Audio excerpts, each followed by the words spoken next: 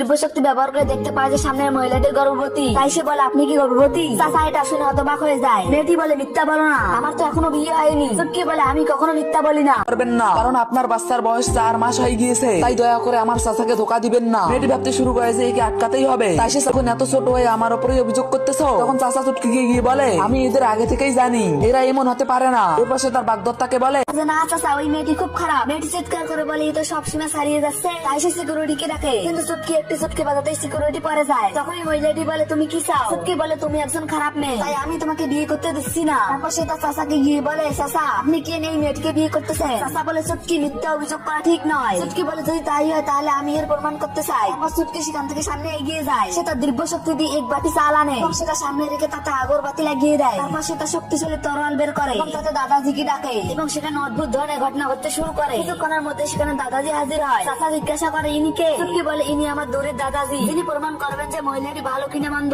দাদাজি মহিলাটির বিষয়ে বই পড়তে শুরু করে। তখনই দাদাজি চমকে যায়। বন্ধুরা, পরে দেখার জন্য